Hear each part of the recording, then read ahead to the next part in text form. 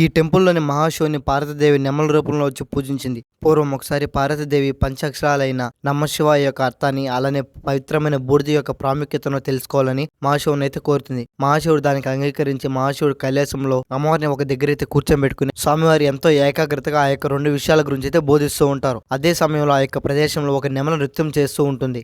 ఆ యొక్క నృత్యానికి మైమర్చిపోయిన పార్వతీదేవి స్వామివారి చెప్పే మాటలపై అయితే ఏకాగ్రతనైతే కోల్పోయి ఆ యొక్క నెమల వైపే చూస్తూ ఉండిపోతుంది అమ్మవారి అయితే. దానికి ఎంతగానో కోపగించిన మహాశివుడు అమ్మవారిని నెమల రూపంలో మారిపోమని శపిస్తారు. ఆ తర్వాత అమ్మవారి నెమల రూపంలో వచ్చి ఈ ఆలయంలోని స్వామివారిని స్వయంభూగా అయితే ప్రతిష్ఠించి ఈ ఆలయంలోని స్వామివారిని అయితే పూజించింది.